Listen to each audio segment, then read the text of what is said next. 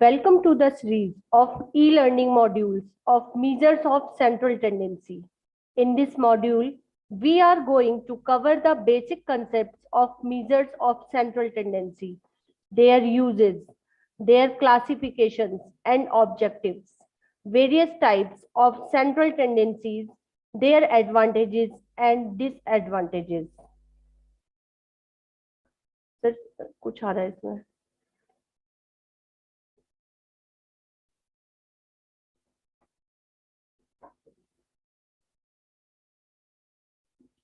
At the end of this session, you will be able to explain concepts of central tendency, explain the objectives of central tendencies, explain its uses, explain the different types of central tendencies, and compare their advantages and disadvantages. Central tendency, the measures of central tendency is also called as measures of location or averages. It is a single value within the range of data that represent a group of individual values in a simple and concise manner so that the mind can get a quick understanding of the general characteristic of the individual values in a group. Since the values lies in the range of the data, it is known as a measure of central tendency. Slide मतलब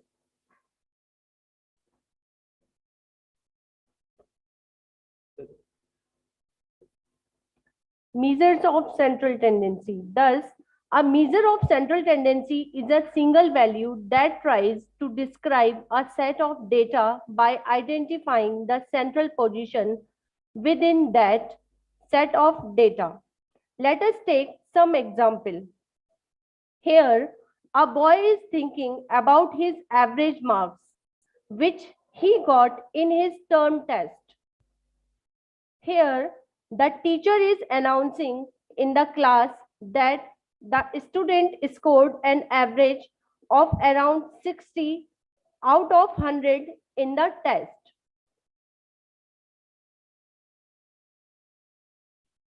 The teacher is using only one value, 60, a group of data instead of describing a whole group of data.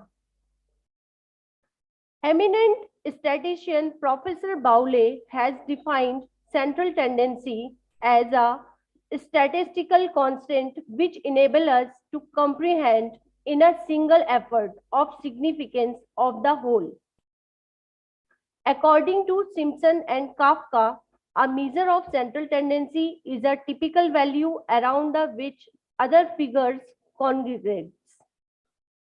Now, we will discuss the objectives of averages. Determines living standards. Averages is one value which may represent lakhs or millions of value. Thus, it helps in determining the living standards. Helpful in comparison. The single value which we get through the measures of central value is useful for making comparison both as a point as well as over a period of time. Helpful in the formulation of policies. Averages are considered to be the replica of the universe as average depicts the fundamental characteristics of the population. Tracing of functional relationship.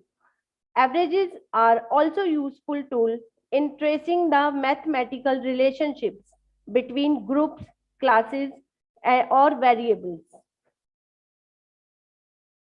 Characteristics of measures of central tendencies. It should be rigid defined, that is, everyone finds the same result. It should be easy to understand and calculate so that its meaning can be made clear ever to the common people. It is based on all the observations of the data as an average will not be representative if some of the items of the series are excluded from the group. It should be suitable for further mathematical treatments. It should be least affected by functional or off samplings. If there is a difference in the value of average for different sample, then it is called functionals of sampling. It should be least affected by the extreme value. Categories of averages. Measures of the central tendencies or averages are mainly divided into two categories. They are mathematical averages and positional averages. In statistics, various types of averages or measures of central tendencies studied. Some of the important averages may be classified as under mathematical averages. They are further to be classified into three categories. Arithmetic mean, which is commonly denoted as AM. Geometric mean, which is commonly denoted as GM. And the last, harmonic mean, which is commonly denoted as a HM.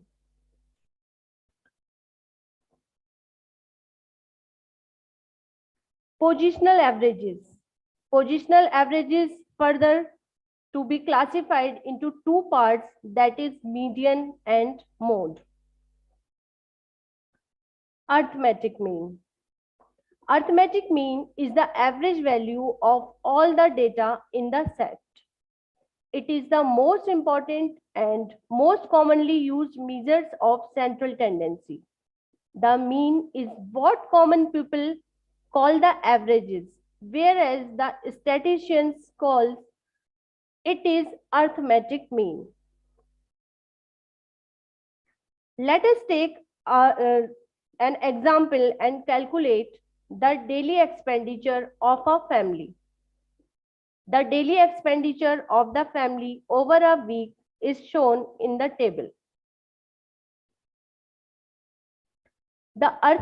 Before example, the arithmetic mean is also known as average. Where we talk about an average, we usually refer to mean. The mean is simply the sum of the values divided by the total number of items in the set. The formula for arithmetic mean is x bar is equal to sigma x upon n. Now let's go for the example. The daily expenditure of the family over a week is shown in the table. That is 150, 120, 130, 160, 170, 180 and 130. The daily expenditure of the total expenditure is 1040. Here n is equal to 7 because there is 7 days of the week. Now we will use the formula of arithmetic mean, that is x bar is equal to sigma x upon n, and here sigma x is equal to 1040.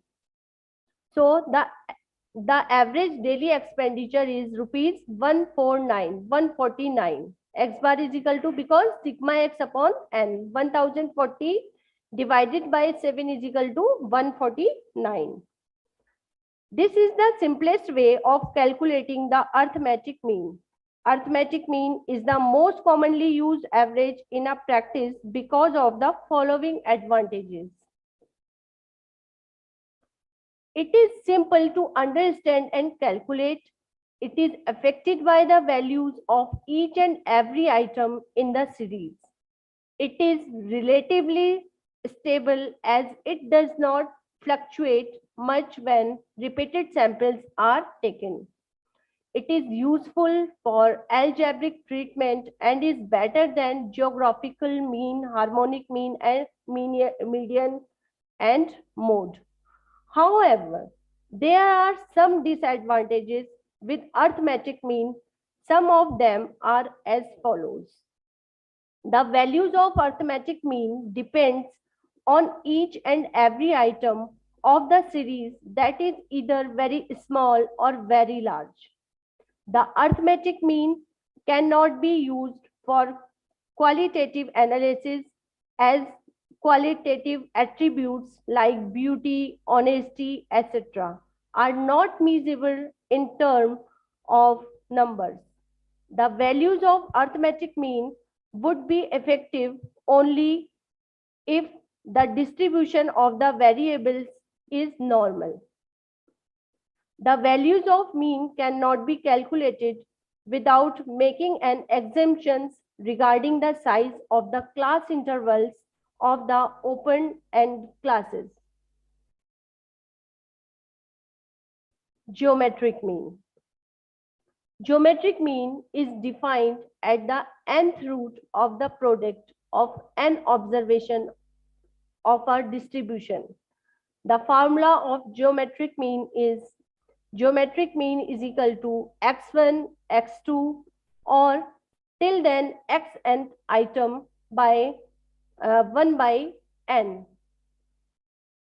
Here is an example for the geometric mean.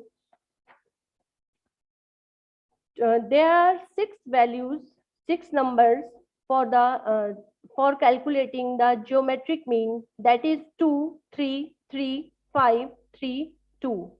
Now we put the formula values in the formula, then we get the geometric mean is equal to 2.856 by using the geometric mean formula.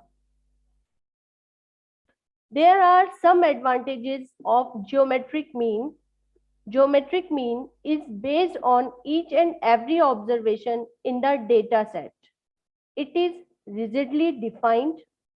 As compared to the arithmetic mean, it gives more weight to small values and less weight to large values.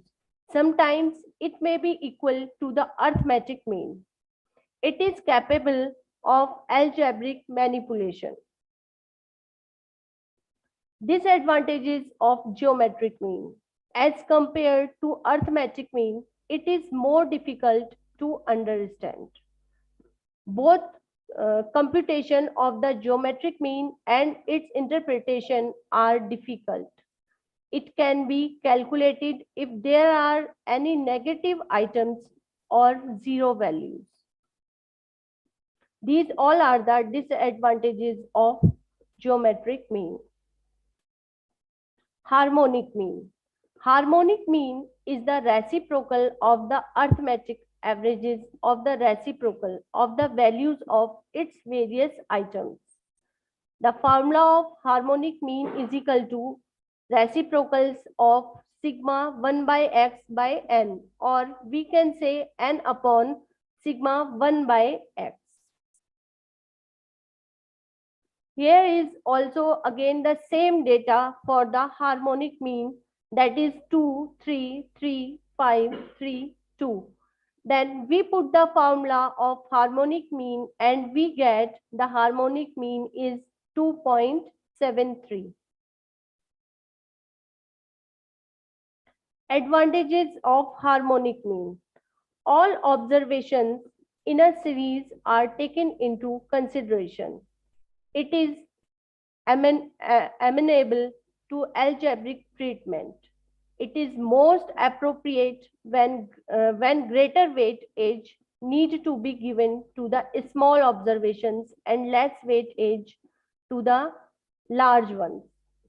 In problems involving time and rates, it provides better results than other averages.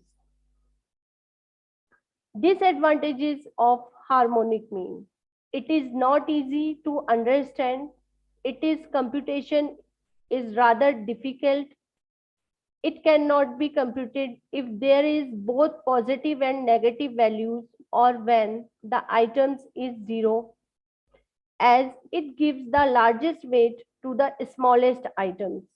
It is not appropriate in the analysis of economic data. Positional averages.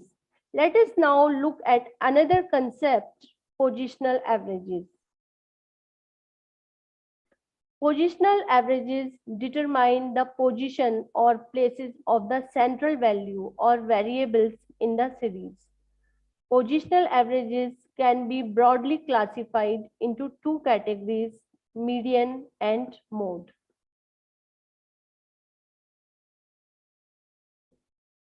Median. The median refers to the middle value of a set of data arranged in either ascending or descending order. If there is an even number of entries, the median is defined to be the mean of the two center entries. It is the value which divides the series into two equal parts. 50% of observations are above the median and the 50% are below it. To find the median, the data point must first be stored into either ascending order or descending numerical order. The position of the median value can be calculated using the following formula. Median value is equal to n plus 1 upon tooth item. Example, in a company, 5 workers earn different amount of wages. Here we can see there are some workers, they are get the wages that is 220, 280, 190, 300 and 500. Data of wages are the, let us now calculate the median on applying the formula is n plus 1 upon tooth item. In this, we will get n is equal to 5. We have the 5 members, 5 workers. So the n is equal to 5 and plus 1 upon 2 is equal to third item. Now, and arranging the data from ascending or descending, we will get this data 150, 190, 220, 280 and 300. Thus, the median is rupees 220 because it's arise on the third number, which is the third item or the middle value of the data. Thus, both the mean and median are examples of statistics, which is simply a number that gives information about a sample. Sometimes the median gives a truer representation or typical elements of the data than the mean. Advantages of median. It is easy to understand and calculate. It can be calculated even if the value of the extreme items is not known, but the number of items should be known. Like an ideal averages, median is rigidly defined. It can be used with non-numerical data. Median suffers from the following defects. When there are large variations between the values or different items, then median is not a representative average of a series. Median is not suitable for further algebraic treatment. Example, we cannot find out the total values of the item if we know their numbers and medians. It is easily known through arithmetic mean. There are also other positional measures such as quartiles, deciles, and percentiles. These are also called as partition values. Let us look at each of them in more detail. Quartiles. It divides a series into 4 equal parts. For any series, there will be 3 quartiles. First quartile, second quartile, and the third quartile. First or lower quartile, we call it Q1. Q1 divides the distribution in such a way that 1/4 of the total item fall below it and 3/4 falls above it. The second quartile, Q2, is a median. The third or upper quartile, Q3, divides the distribution in such a way that 3/4 of the total items fall below it and 1/4 of the total item above it. Deciles. Deciles divide the series into 10 equal parts. For any series, there are 9 deciles as there are 3 quartiles for the series. Deciles range from D1 to D9. Percentile. Percentile divides the series into 100 parts. For any series, there are 99 percentiles. Percentile is denoted by P. It ranges from P1 to P99. Mode.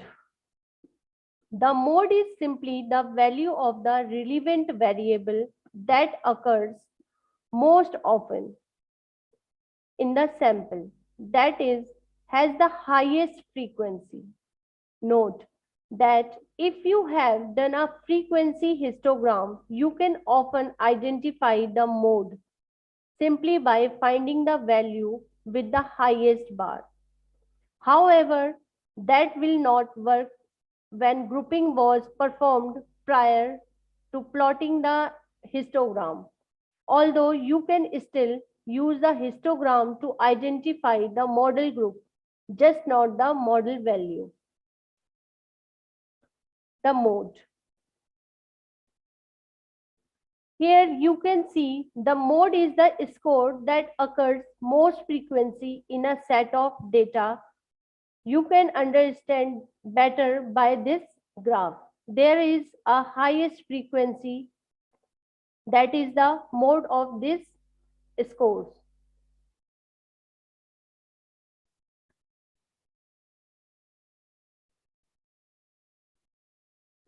Bimodal distribution. When a distribution has two modes, it is called bimodal mode. In this figure, you can see there is two modes in this graph. So that is called the bimodal distribution.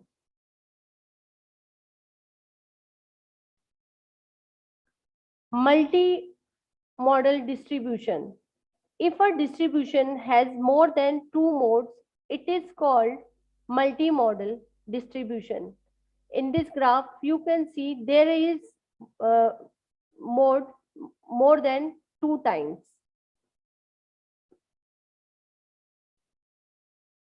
Modes in particular and probably best applied to nominal data. Thus, the most frequently occurring variable of the series is known as mode. The variables which is repeated maximum numbers of times in the series will be the mode of the series. Let us take an example to run scored by a batsman is a series.